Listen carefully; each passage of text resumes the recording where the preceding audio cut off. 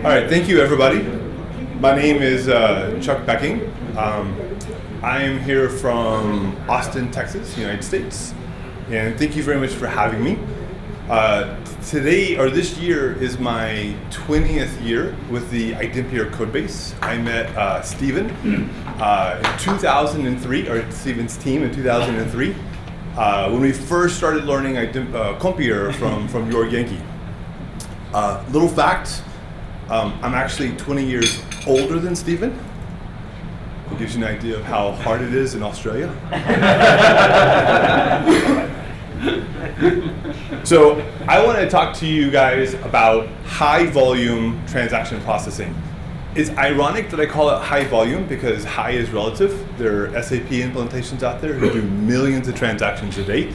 Mine is a meager 100,000 plus invoices per month. It produces about 1.5 million GL records to the GL transaction records across 60 different organizations. The customer is an ISP, or an internet service provider.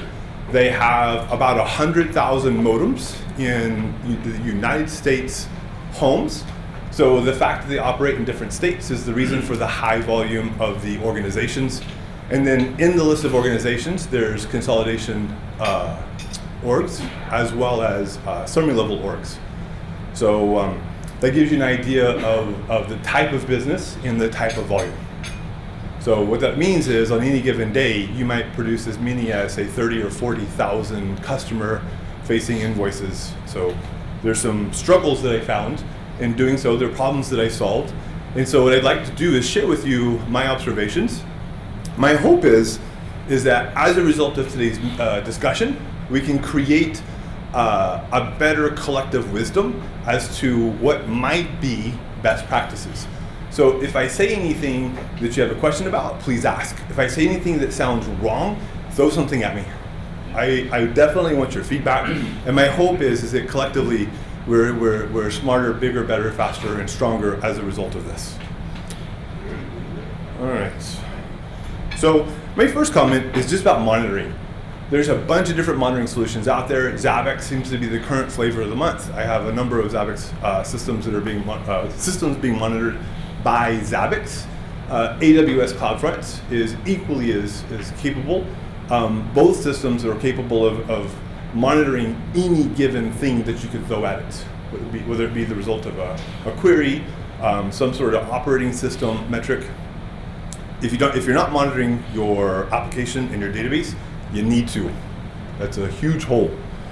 If you need help, let me know. The first thing I want to talk about is Heap. Who in here knows what the Heap is, at least in some vague terms? So in iDempiere, in Java in general, the Heap is extremely important. So when you're programming, your application uses memory. There's two places in memory it'll keep it. One's in the stack, one's in the heap. The heap is a dumping ground. It's where you put things that bloat. It's where you put things that are temporary. In Java, there's a garbage collector. Once you throw it up there and it's no longer used, it yanks it back down. So there's a couple reasons why you should know about this, or at least someone in your organization should know about this. Has iDempiere ever crashed on anyone in here? There's a decent chance it was related to the heap. So there's a couple of reasons why there could be a problem with the heap. One, you could have a leak. You open something that you stick in the heap and you never pull it out. The garbage collector can't pull it away because it thinks it's still being used, and eventually you'll fill up the space and Java will throw up its hands and die. The second reason is because the heap is useful. That's where you store stuff that you need for your application. So if you're processing 30,000 invoices, depending on how you process those 30,000, you could end up putting a tremendous amount of things in the heap. And so if you don't have enough space, again, it'll throw up its hands and die. When I monitor the heap, there's really three things that I care about. There are three thresholds. The first threshold is at a warning state. So once it hits some threshold where I'm concerned, there's a cron job that basically reads it on a periodic basis. If it reaches a threshold, it executes a heap dump. It sends it off to Logilite.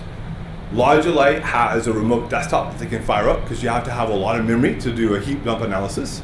They go in and look at it and evaluate what occupied that much stuff. In iDempiere, there's really only two things that'll go on the heap. One, the things that you write, or iDempiere's core code, or ZK. ZK oftentimes will use quite a bit of heap. So threshold number one is the warning, where I send it off to Logilite. Threshold number two is where you've reached a critical level. You are actually at risk of running out of memory. In that scenario, your work instructions are to get a hold of your DevOps team to say, you probably want to do a restart at the next available maintenance window. And threshold number three is, I'm dead. DevOps should be notified immediately, restart the server. So here's an example of a bash script that I use.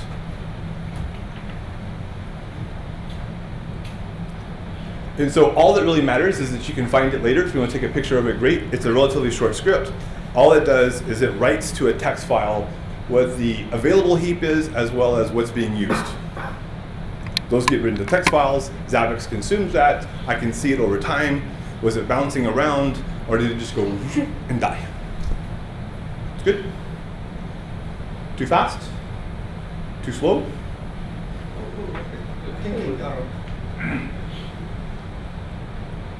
You said Zabbix. You integrate that with Zabbix. So anything that is not included in Zabbix out of the box, I'll use a cron job to execute a bash to write it to a file, and I'll have Zabbix just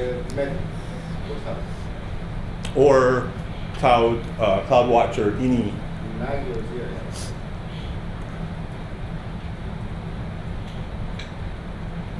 The next thing I want to talk about, so we're talking about, it's sort of unfortunate because we're going to talk about death a lot today. Talk about death by heap. The next thing we're going to do is talk about death by document sequence.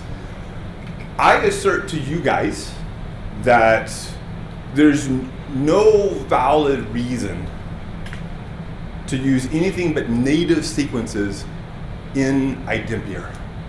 Is that a valid statement? Will you correct me, please? No, there is some cases that it's mandatory to have sequences without holes. Even in the IDs themselves? No, the IDs no. Yeah, because when you enable native sequences, it's only for primary keys. Okay. For IDs, Okay, so that's part of my standard installation script. Unfortunately, today it's manual. I always enable native sequences. It'll drastically increase the speed by which you import data. The next one is a little more controversial. I've not done a very good job of working with the core team to help resolve an issue, but in high volume transactions, have you guys ever seen a get next doc number timeout? In my case, I see it all the time. So instead of doing the right thing and working with Carlos to fix it, I created a plugin to get around it. And the way I do that is I simply write a UUID to the document number. Now, I guarantee you, when you go to your customer and say, hey, I want to use a UUID for a document number, they're going to complain. However, 90% of the documents, it doesn't matter. So they'll complain, it'll last about 10 minutes, and then life will go on for the next 5 years and you'll be completely happy. Now there are times that's not acceptable. Going back to the contiguous document numbers, there's sometimes you have to have an actual number. But these are minority. That is absolutely correct. And the plugin for creating the UUID is remarkably simple. It's a before save, you set the value, the system doesn't try to assign it, life is good. Now UUID typically is 36 characters. The document number of iDempiere out of the box is 30, so there's some math that we do to sort of shrink it down a little bit. Eventually I'll do my job and actually get with you to increase the document number to more, but for now that's the hack. Questions, comments, concerns? I understand this native sequence because sometimes we have timeout also document generate. But you mean UUID, system generates UUID, and you put into the doc number field. Mm-hmm. Don't use it.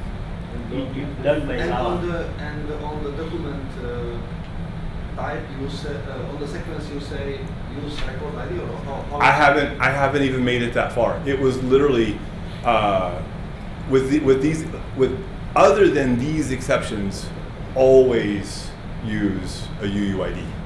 Don't use this in document type. You say no sequence. Yeah? That would be the right thing to do. That would be also interesting for a REST, because if you're getting data, but we're missing there is a Postgres UUID field type, and we are storing now the UUID as text, and indexing is not so good. So if we extend it by UUID field type, then it should help much more also on the front-end projects. You also suggested to have a flag on sequence to say don't lock the table. Yeah? No, but you are smarter than me in those regards. I will defer to you. It's good? No. No? No smarter. Yes. All right.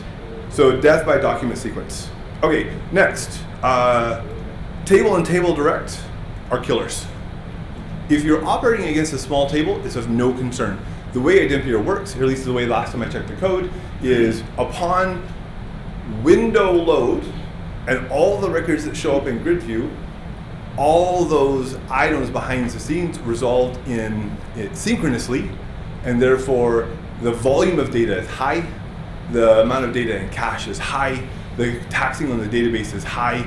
So as anywhere that you can, use a search. All right, so I want to show you the tool that I use. It's very, very simple. And the first thing is, if you ever have a view that gets bubbled up as a table and column, every foreign key is a search. There's no reason a view should ever have a table or table direct. Every created by and updated by should be a search. It should never be table or table direct. Could you repeat that? Every created, sorry, I misspoke, thank you. Every created by and updated by, which is a reference to the user table, should be a search, because it doesn't change. It's not updatable, thank you. See, I'm older but not wiser. So this goes and finds a list. It's just a SQL statement. It goes and finds a list of all the big tables that are out there. This goes and finds every column. It dereferences it through either table direct or via the reference, and says what table does it point to. And this goes and tells you all the opportunities you have to optimize. So if there's ever a time that you have, like sales rep, you have 1 million users. Sales rep is just a small fraction behind the scenes. That's a really expensive query. It's much better to be a search. Small things, huge impact. But if you are using, I use this script already in our database. Thanks. Yes? But if you are using dynamic validation on sales rep, then the performance is not wrong. Or yes? Let's say I have sales order. Well, you're still, so possibly yes, but it still depends. If it, even in the case of when you take a table or table direct against a big query, there's still a measurable impact, because you're still doing a tremendous amount of work against a 1 million record table on every record that you load in your window. Yeah, but if you limit the table directly by, you extend it by dynamic validation, where you have, let's say, fulfill some very condition. Say for example, they are a few from the video. And there's a cost. Like for example, you'd have to create an index off of the employee checkbox on the business partner window as referenced by the user table. There's a fair amount of cost to that as an example. You need an index, bro. No, exactly. Can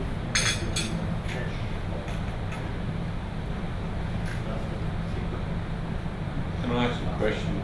Yes, please. Your earlier thing, you said anybody, other people's systems crashed, and I was looking at the number of general ledger transactions that you've got, and I just wondered what happens when your user doesn't put a date range or something in an accounting fact details report. So that's an interesting. So I'm going to get to that in just one moment because it actually doesn't have to be that bad. Well, it can be that bad. Yeah. There's a lot of ways that can go badly.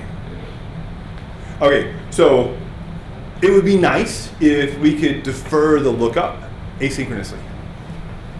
It would be nice if it wasn't a synchronous load, and it would be nice if no one ever hit that dropdown, we never consumed the space in cache or the heap to begin with. The second thing is, which is way easier and better, is it would be nice on the info window if you had a checkbox that says automatically load. In today's world, the user experience is, I click on the ... It assumes it's high volume, I have to go hit refresh, then I have to go click, and then I have to go click. But if I could actually have it where, if I click on the ... I know that table is small, so therefore I have an auto show checkbox on the info window. It automatically shows me my 7 records. I can double click on it, like the sales rep, for example, and then the user experience is improved because I don't have to hit refresh just to see my 5 records. I think we have done some enhancement on E. I think enter, you press the enter, it loads the data. That's good. So if the user knows that, that's good. But unfortunately, people who are driven by the mouse, it's click, click, click, click, click to the next field. See, normally what happens when you are typing in editors, correct, it's total load data. Oh. Correct? When info window open from the editors. Yes. But when you are actually opening the info window, when there are such fields, you don't know, correct, how much bigger you want to enter. Yes. Correct? So idea is like you fill the details and then press enter. Yes. Okay, it loads the data. Yes. So if you know to hit click and you know to move your hand from the mouse to the enter key or click down here, you're right. But if I know as an integrator, there's only 5 records. Don't make me click that extra button. Don't make me know to hit enter. Okay. All right.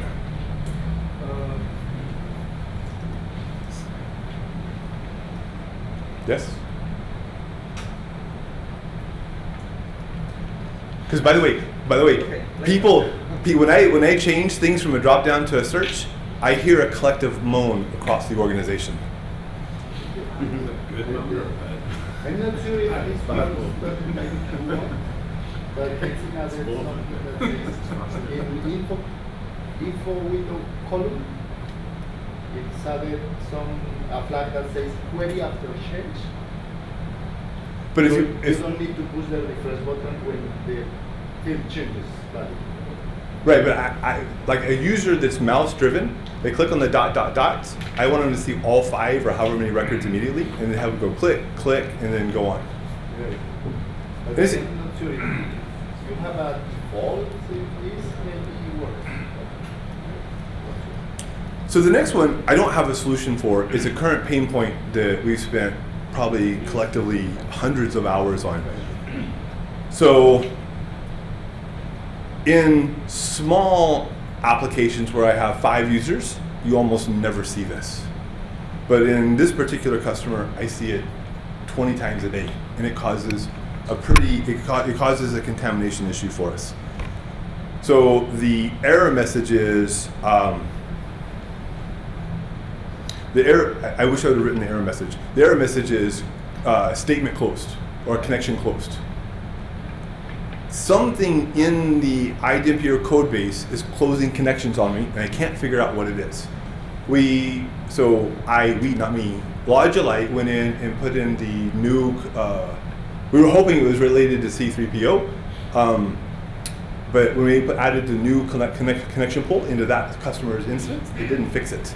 The only thing that we have that we can directly control how often this thing happens is this one parameter here, the max statements per connection. The default in iDempiere is 30. If you bring it down to 1 and you hammer the database, within 5 transactions, you'll get to closed. But I haven't been able to figure out what it is yet. I think maybe you should try the new currency. I did. We did, yes. It didn't fix it. I expected it to. Because this in Hikari page says that C3PO makes caching of statements, They say that it's Yeah. So we. and they say that Hikari is better to configure it to not cache steps. So maybe we need to check if the I'll take. configuration is doing that. No, we did with Hikari and we are able to reproduce same issue. Sure. One question for you guys. Have you narrowed maybe the scenarios where you are getting this exception? For example, if you are running reports or something like that. Because in our case, I have seen that one when we are using some of the Jasper reports once in a while or something like that. It's like the report cache or something is not closing the connection. I have. It's a great. So the question is, have I been able to reproduce it? Have I noticed any kind of commonality in it? And the answer is, I can find none. Sometimes sometimes it occurs when the user first logs in. And when that happens, it invalidates the session, and we end up, instead of being able to log in, I get like the 500 state 500 was a big. I get a lot of null pointer exceptions. Because the code is not written for just random nulls or random close statements, you get a variety of errors. So I will do my job and work with you to see if we can figure out what it is. It's reproduce. No, well, only via. When you, yeah, it's reproduce. Yeah. If you say, No, able to you reproduce. one and then you get the error, we can. Yeah, I think we are able to reproduce with the same environment and same things. Okay, good. All right, so next. So luckily this doesn't have anything to do with death. So we're going to leave death behind. How many users do you have on one server when that happens? So I have 4 servers being load balanced across anywhere from 150 to 350 users across the pool. So it's not little, it's not a lot. 350 on 4 servers. 350 Of or 4 servers? 4 servers, and there is So an one issue. server- There is. One server is dedicated for schedulers, right? So There's a separate server behind the scenes for services. Correct. That's just web UI So services. it's around 100 users per server. Yeah. At the max. Generally, it's closer to about 50 to 60 or 70. When we hit, and I'll come to this later, when we hit 80, there's something inside Jetty or the operating system in terms of like a pool thread pool that I haven't been able to figure out what the issue is. I can't take a server and reliably push them beyond 80 concurrent users because it'll eventually it'll sort of just fade off into the distance. All right, now parallel processing. So because we're doing so much batch processing, if like my biggest billing run is just shy of 40,000 invoices in a given day. If a given invoice takes 2.5 seconds to complete, from a user perspective, if you're using iDempiere and it takes 2 seconds to complete an invoice, it's no big deal. But if you go and produce 40,000 of them, then all of a sudden you're waiting 9 hours. So I'm very fortunate in that the servers that we run on have 24 cores each. The database has, I think, 32 cores, and so therefore I'm able to actually overload the database with a multi-threaded execution, so I can effectively get my invoice volume count down to about anywhere from 1/2 to 1/3 of a second. One of the reasons why it takes 2.5 seconds as opposed to say 1.5 seconds is because of we have a very specific, unique tax engine that we have to run, and that still needs to be further optimized. But even at 1.5 seconds, that you're still talking 5 hours worth of processing. So we make heavy use of run as job, but we've reached the point now where any job that takes, say, over a minute or so, we use a multi-threaded approach. If you want to know about it, if you want a wrong answer, ask me. If you want a good answer, ask Deepak. We created an example to show you what that looks like. But basically what happens is we add a parameter to the process. It asks you how many threads. If we don't want to ask the user, we just basically still make it a parameter, but we just hide it from them. And that gives us the ability to intelligently run a multi-threaded process. We've now done it across 40 odd processes, so it's now built into our DNA. Questions, comments, concerns? Yeah, question. If my understanding is that these processes inherit the servlet Server process? thread Yeah, the multi-thread structure of the Java enterprise. So that means that every time that I'm starting a new process, in theory, it's starting a new thread. So what you are saying in this one is, if you are experiencing a problem with your time response, you are dividing that work with more threads? Or- Yes. So Okay. a server process instance gives you one thread, one transaction out of the box. Right. And so yes, so we're having to manage additional threads and additional transactions. But that means that you are manually programming how are you distributing the workload, Yep. and after that, collecting the results of the parallel processing and getting that together. That's exactly correct. Okay. And that so I'm sharing this with you because if you guys have a better way of doing this, we're all ears.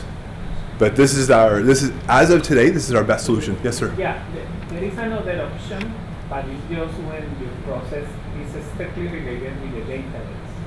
It's because Postgres is supporting parallel processing for SQL things in a really easy way, starting in Postgres 14 or 15, something like that. So I was checking that. So because this one is in the Java style. So yes, okay.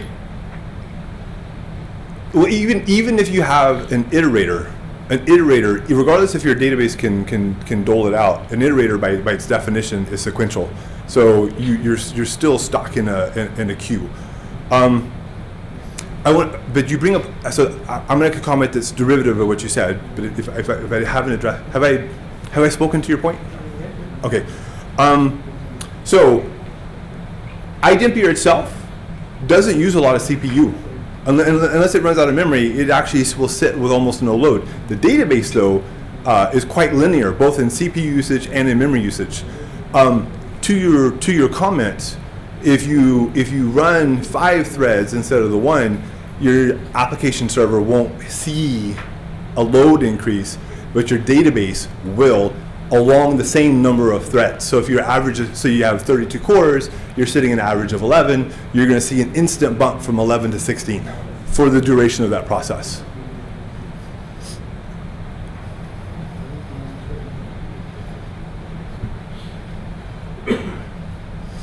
All right, this one's a killer. Yes. I ask my dream that I had a long time is if the user start the process, let's say as background job, we need to move into the worker server out of it. Yeah. So like separate from ZK server. That is would be very good because the problem with normal, let's say, if you have 50 users or 100 users and they are entering simple data in Windows, that is not huge performance. And you haven't, let's say, if you start journal or nominal ledger or something like that, that is a huge performance. Yep. But if you run it on the other server, then probably this solve many things. Yeah. No, I have a different theory there. Because the internal architecture of ZK is catching what you are generating in Java, which is in the server side, and is creating HTML and JavaScript objects that you are releasing to the browser. So the only delay that you would be saving, let's say, is related with the network speed that you have. If you compare that with React, if you compare that with any of the frameworks in the client side, there is not much performance that you are gaining. It's because we were doing that performance comparison like 1 year ago with one customer that they were doing things fancy with JavaScript and they want to have everything in the client side and comparing, and there was not much difference. So it depends on the specific use case. Maybe if you have, for example, in the dashboard, that you are creating a lot of massive things in the client, you will see a bit of a difference. But in most of the things that are related with standard UI elements, it's quite similar in terms of the time response. Just in case it's that. I just want to say to separate the processes which need dedicated resources to make huge calculations from user. So run big reports on the machine that's not trying to process transactions at the same time. So it's interesting. I was thinking in terms of processes, but so processes aren't a big hit on the application server. Reports are. Yeah, that's a lot. All right. One other thing I want to talk about is when you run these 5-hour processes, if you run them with the wrong parameters and you don't build in a get out of jail stop button, you won't have this big pile of poop. You'll have a huge pile of poop 5 hours later. So oftentimes in these large processes, we'll build a mechanism by which we can go to some key header and say stop. And then once the iterator gets to the next time to check, let's say you have 5 queues and you build into every 15 records, go check to see if someone said stop, it will save a lot of cleanup work. All right. So, yes, sir. Every thread will commit its own transaction, right? So every thread will have its own transaction. Is that what you asked? Yeah. I believe the answer to your question is yes. So what about the rollback plan? About what? The rollback plan? Yeah. Well, it's not a rollback plan. It's a stop plan. It's going to execute up until the point where it executes. And so does that answer your question? Yes. Yeah. So you're just minimizing cleanup. It's always incremental, so after completing one document, it's always coming. Okay. So no rollback. Yeah. There is no rollback. Actually, we noticed that because like, every time there is one transaction, it just commits. So multiple transactions are just committing simultaneously. Yeah. Okay. There's one more thing I wanted to say, but I can't remember. I'll try to remember. The next one, and again, this is me. I have not solved this yet. I will solve this, or we will solve this. So when you have hundreds of millions of records in the general ledger, if you go to a window like the accounting fact details window, that table is flagged as being high volume. Already? Okay. So what time is it, guys? So I think I'm out of my 30 minutes. So we were started earlier. Okay, go. Okay, good. So when you open up a high volume window, ideally, it would never do a select count before it gives you the query. In today's world, it does, and it will destroy the system in a multi-million record, like the accounting fact, where you have 500 million records. And I will take the responsibility of initiating that and trying to figure out how to solve that. The next one is pretty interesting. So speaking of death, because the one above it about the high volume, it's not death, but what users end up doing is they end up orphaning that context, going to an incognito window and going on with their business. And all of a sudden you go from 50 concurrent users to 100 concurrent users per server, or some version of that. But that's not death, that'll survive. The next one is death. ZK, so when you open up a window, it's amazing how hard iDempiere works to show the right users the right data. At a minimum, it goes and dereferences all the foreign keys to give you the identifiers. If you go to export 200,000 records from a relatively large window like the invoice, it'll crash the system. One, ZK tends to have memory leaks in those situations, and I haven't identified what they are, but they do exist. And then if nothing else, you're putting a tremendous amount of drain on the database to do all the micro, like there's just an unmentionable amount of queries that happen, and then you're keeping all that in memory. So the way we solve this is we created a process that executes a SQL copy command. You create a view, so going back to Thomas's example, give me some place where I can write SQL. You have to write SQL that dereferences all the foreign keys to text. But then what happens is you press the button, it executes the SQL, it gives you a file, and it can produce millions of records in a second because it's executing the copy command straight to the database and gives you a reference back to the file that it pulled from the database. So, and in addition to that, so in addition to giving someone who needs to export a year's worth of transactions for an auditor, because they have to, we also created an audit log, which I need to get to you, where you can see every export anyone's ever done against what window. One question. There is definitely need for counting of records, certain time intervals, right, on the application side. But for large tables, how we are taking care of this? Ask that question one more time. There might be sometimes reasons to take the count of a table. Yes, Right. but only after you've given the filters that you want to, like if I'm a user, I'm going into a given window and I want to see the data, and I've configured it behind the scenes as being a high volume data, I want to present to the user the filter first to give them the chance to reduce the volume set to only the ones that I care about. I don't care how big the table is. I just care about how much they've asked for.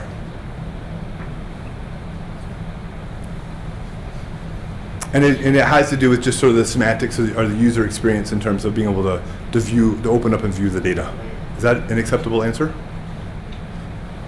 All right.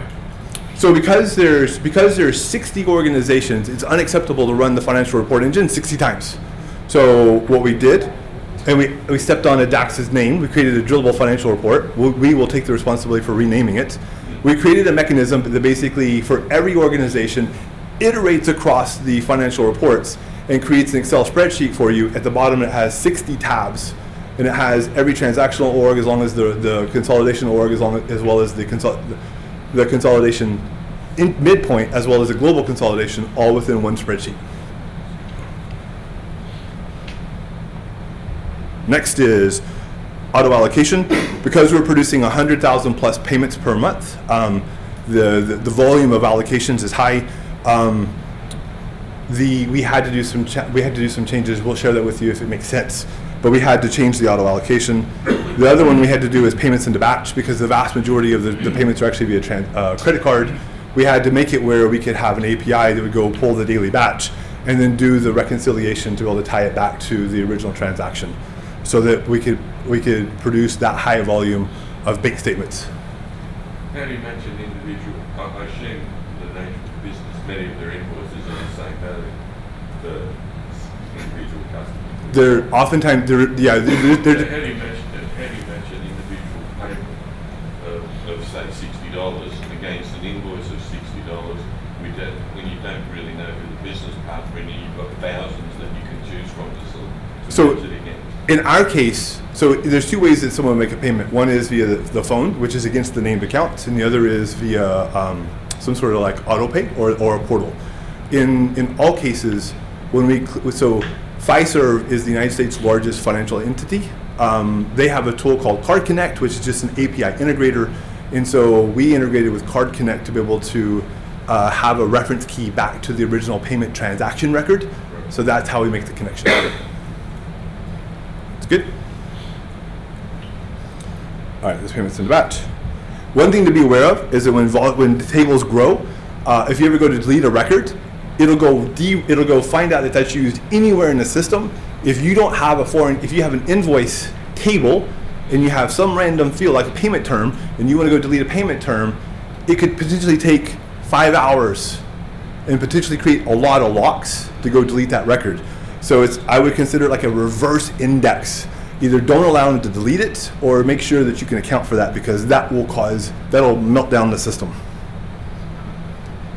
One thing that Logilite found is this yes sir. Are you using partition in database? Not yet. So I saw. To create one wiki, we are change offer in our case, let's say approximately 20 million. Mm-hmm. And we always, when click on the change of these tools, we are using Amazon RDS. This is not for real hardware, so it's slow. And after we create the partitioning, it's took half second. So if you guys didn't hear, Norbert did what I don't do. He actually went to the wiki and created a documentation for everyone's benefit to understand how to take a large table and partition it in the database. So yes, thank you. Should help. Exactly. This should help on foreign key. Or delete all foreign keys. Mm-hmm. All right, so speaking of foreign keys, so Logilite found this. This is not foolproof, but it's amazingly accurate. All you have to do is just take a picture to get where the GitHub is. this is a query that will ask the database how effective an invoice is. So we've all heard the story, be careful of the invoices that you create. Oftentimes, if you create too many indexes, you'll slow down the writes. In addition to that, if you create indexes, there are times it messes with the optimizer, and some strange ineffective invoice will take what normally is like a 2-minute query, and by deleting this one index, a read will go from 2 minutes to like 4 seconds. So if there's ever a time that you have a read that's slow, use this. You can play with the foreign keys and the indexes, and this is thus far is our most effective tool at trying to figure out where the inconsistencies or the issues are. It's just a view, and this is just a view that I install on every system. You like ChatGPT? Huh? ChatGPT, you like? Yeah. You can use it for analyzing index. I read once the NetSuite, they are analyze the indexes by artifact intelligence. Yeah. And after half year, they know which index is usually required or not. So you can use it. Nice. And report feedback. Okay, so you and I had a conversation about this. We've reached the point now where we just have to use materialized views. And this has two types. One, I think tomorrow you guys are going to talk about metabase, so we definitely make heavy use of materialized views in terms of metabase. But in general, there are times when we have to create a cached version of the system. So oftentimes the way I do it is I'll create a view, and the benefit of having just a plain old view is it's applicable everywhere, including the read replica. And then I create a cron job that goes in and materializes those into a cache version so that users can opt in to seeing cache data, or I can use the cache data in my quick info windows. So materialized views is just, for right or for wrong, a part of what we do. All right, now I'm gonna start burning through the rest of these. We're almost done. One, we make heavy use of info windows everywhere. It's the single greatest development tool I think we've created in the last probably 3 years. It's fantastic. It's amazing. We use it for create lines from type applications. We use it like when a customer calls into the call center, they have to be able to identify themselves using 3 or 4 or some number of metrics. What's your PIN number? What's your last bill? What's the last whatever? We use an info window as a means to vet that given user, and then once we find it, they say yes, and then it brings them on to the rest of the process. Info windows are amazing. Zram. So Zram is a Linux operating tool. iDempiere doesn't use a lot of memory. It doesn't use a lot of CPU, but iDempiere loves memory. If you're in AWS, you can get optimized instances, and it accounts for it for you.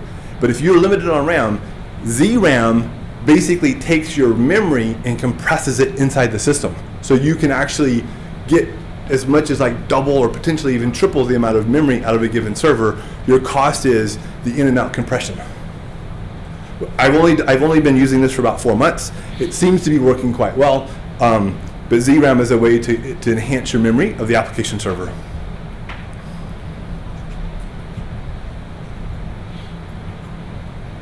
That's the way we already talked about it. If you go into an implementation, just be aware, even if you feel like you know, account for a bigger budget, because it's amazing how hard you have to work to constantly pick off low-hanging fruit to maintain a fast, effective system. Pedro, I think you said it best the other day. Your IT department has to constantly be picking at the things that they need to be improved, because they'll pop up with everything that you change. And then the last thing, so activities. Who here uses the homepage activities little quadrant? It'll kill you. Those queries should execute in less than 1/3 of a second at most. Because if you think about it, if you have 300 concurrent users, all executing every activity that's assigned to their role every X number of minutes, like when we went live the very first time, and I like to think that I test well, but we went live the very first time, it took 3 minutes for the activities to crash it. Chuck, did you heard about the HLL? HELL? HLL is the estimated counting plugin into the Postgres. So it's not counts the records, but counts based on the stat, Postgres stat. If we should support it, then we can count millions of records without going to indexes and make big counts. It's not, it's maybe 90, so not 100% exact, because he make mathematically somehow calculates, I don't know details, but this should help on these big counts. But this I don't- more support. And so I need to follow up with you because I don't completely understand. I think I understand, but I think that warrants more investigation, right? Okay. We talked about the concurrent limits. We talked about, be careful. One of the things we found, we don't see this very often, but if you end up with really big tables, like the invoice line, on average we have, the X number of invoices. Each invoice has an average of 14 lines. It's huge.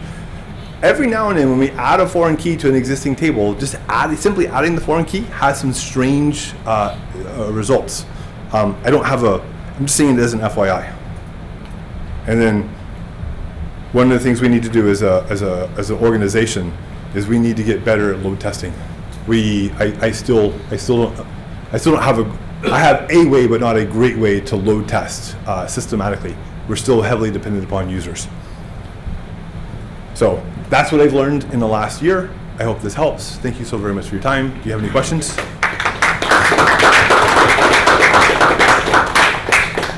It's good? Thank you guys. I just opened it a ticket last week because there is a table in customer that we expect that it's going to consume the ID in 7 months. Say it again. ID, like 1 million ID. Oh, okay. Oh, well. It's pushing 300 million. It's expected to push 300 million records per month. So the ID will be spent in 7 months.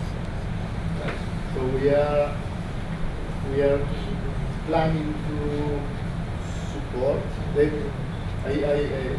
checked options, and after thinking about that, we are planning to implement support for UUID based tables. As a first step, yes, that I can create a table with UUID instead of ID. Keep the existing tables as is. Yeah, we don't touch the code at first. Mhm. We just support new tables with UUID. And when that is implemented, then we can do some code. But that's the plan now. That means we have to change all the change log and everything with UID. In future, hopefully. We want that to get rid of centralized. I say why not we are increasing the ID to be instead of 10 millions, maybe like a big integer. Yeah. So That was the first option that we analyzed, to change integer for but all the full code is written with integer. So when you change that in PO class, then you need to change the get key class, that breaks all plugins, I can do the changes in code, but it will break all plugins out there. So I don't want to do that. But I appreciate it. That'll be a good improvement. Yeah. Okay. So good. So may I introduce the next presenter? So I'd like to introduce to you Frank. His call sign is Suavecito. He's going to talk to you